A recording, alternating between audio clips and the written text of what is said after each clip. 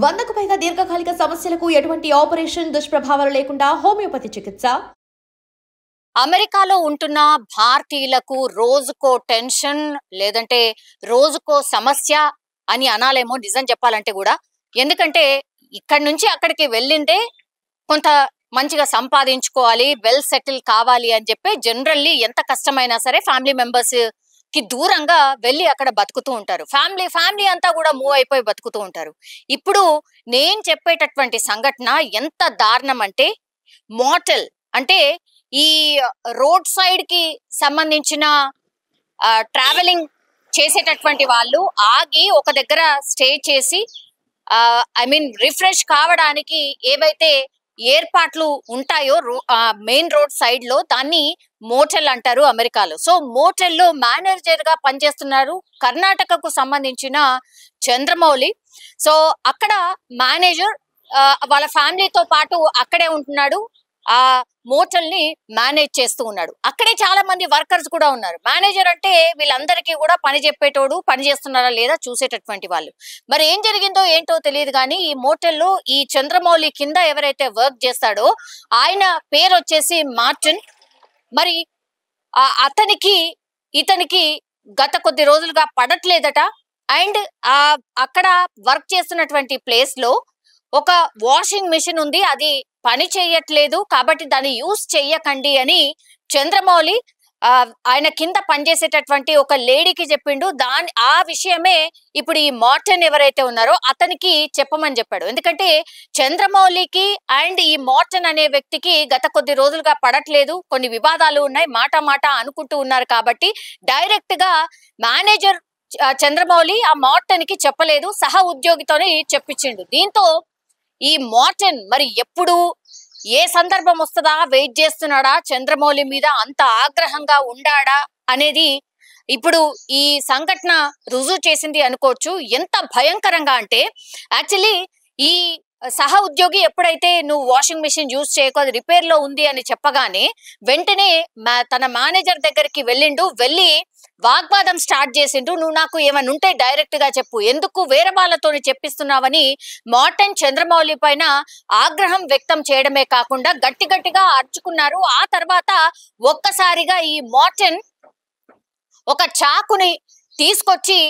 చంద్రమౌళిని చంపడానికి ప్రయత్నం చేయడంతో అక్కడే తన భార్య అట్లాగే 18 సంవత్సరాల కొడుకు కూడా ఉన్నాడు. వెంటనే వాళ్ళు తేరుకొని పరిగెత్తండి అని వాళ్ళ హస్బెండ్ ని కాపాడే ప్రయత్నం వాళ్ళ ఫ్యామిలీ మెంబర్స్ అంటే వాళ్ళ భార్య అట్లాగే కొడుకు చేసినప్పటికీ కూడా అది విఫలమైంది. వాళ్ళిద్దరిని కూడా ఈ మార్టిన్ అనే నిందితుడు పక్కకు తోసేసి చంద్రమౌళిని అంటే ఆ మోటల్ కి ఓనర్ మేనేజర్ ఎవరైతే ఉన్నారో ఆ చంద్రమౌళిని అత్యంత దారుణంగా చాకు తీసి పూర్తిగా ఆయన కంప్లీట్లీ హెడ్ సపరేట్ అయ్యేంతగా దాడి చేయడం అనుకోండి, లేదంటే ఆ కత్తితోని పూర్తిగా మొత్తం హెడ్ ని సపరేట్ చేశాడు అని అంటే మీరు అసలు అక్కడ ఉన్న వాళ్ళు ఊహించడం కూడా ఊహించలేదన్నమాట. ఒక్కసారిగా ఒక మనిషి తల నరికే అంత కోపం మార్టిన్ కి ఉంది అని తెలిసిన తర్వాత మరి చంద్రమౌళి అన్న దూరం ఉండాల్సిందా?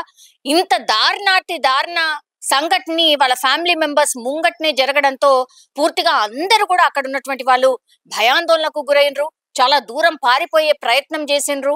ఆ తర్వాత అక్కడికే ఆగిపోలేదు మార్టిన్, ఆ హెడ్ ని వేరు చేసిన తర్వాత రోడ్డు మీద పడేసి తర్వాత ఈ ఫుట్బాల్ ని తన్నినట్టుగా ఆ హెడ్ ని తన్నుతూ ఆల్మోస్ట్ డస్ట్ బిన్ దగ్గర, అంటే పెద్ద డస్ట్ బిన్ ఉంది అక్కడ, ఆ డస్ట్ బిన్ దగ్గరికి తీసుకువెళ్ళి ఆ డస్ట్ బిన్ లో వేసే ప్రయత్నం చేసే లోపలనే ఈ సంఘటన చూసినటువంటి వాళ్ళందరూ కూడా పోలీసులకు ఇన్ఫర్మేషన్ ఇవ్వడం.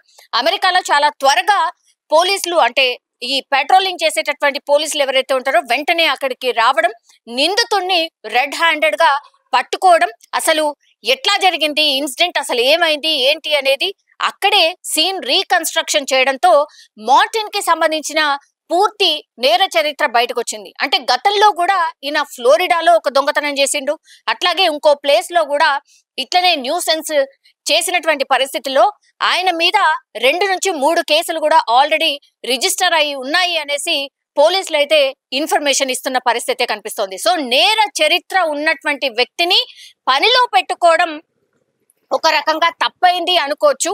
తీరా చూస్తే ఇప్పుడు ఒక మనిషి ప్రాణాలనే పోయాయి అనంటే అది కూడా అత్యంత దారుణంగా, అంత సైకోగా ఒక మనిషిని అంత దారుణంగా చంపడం అనేది ఇప్పుడు కలకలమే క్రియేట్ అవుతోంది. అండ్ ఇంకోటి ఏంటంటే వాళ్ళ ఫ్యామిలీ మెంబర్స్ పాపం వాళ్ళు చూస్తూ ఉండంగానే వాళ్ళ హస్బెండ్ ని, వాళ్ళ నాన్నని చంపడంతో పూర్తిగా ఫ్యామిలీ అయితే ఒక భయం గుప్పిట్లో ఉండిపోయింది అనుకోవచ్చు. అట్లాగే వాళ్ళ రోదనలతో అక్కడ మిన్నంటినటువంటి పరిస్థితి. వాళ్ళ హస్బెండ్ తలని సపరేట్ చేసి రోడ్డు మీద పడేసి ఫుట్బాల్ ఆడుతుంటే కూడా మేమేం చేయలేకపోయామంటూ వాళ్ళు ఏడుస్తున్న తీరు కూడా అందరినీ కలవరపెడుతోంది. ఇప్పుడు బ్రతకడానికని కర్ణాటక నుంచి చంద్రమౌళి ఫ్యామిలీ అక్కడ ఉండి కొంత బాగుపడదాం, కొంచెం మంచిగా అవుదామని వెళ్తే తీరా చూస్తే ఇప్పుడు తిరిగి రాని లోకాలకే వెళ్ళిపోయిన పరిస్థితి కనిపిస్తోంది. ఇట్లాంటి సంఘటనలు ఈ మధ్య కాలంలో అమెరికాలో కూడా చోటు చేసుకోవడం ఇప్పుడు భయాందోళనకు గురి చేస్తోంది అనుకోవచ్చు. అండ్ దట్టు డాలస్ లో, అంటే చాలా మంది మన ఇండియన్స్ ఉండేటటువంటి ప్లేస్ అది.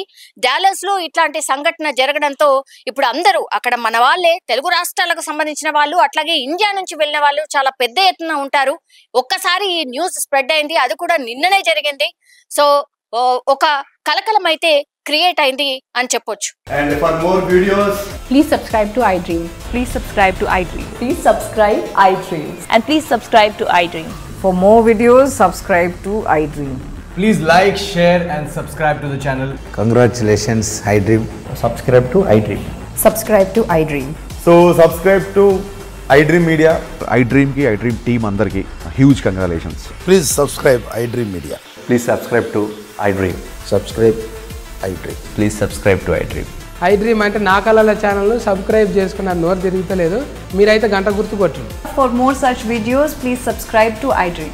Subscribe to iDream. Please subscribe to iDream. Please subscribe iDream Media. Please do subscribe to iDream. Please subscribe to iDream Media. For best entertainment and information, please subscribe iDream. And don't forget to subscribe to iDream.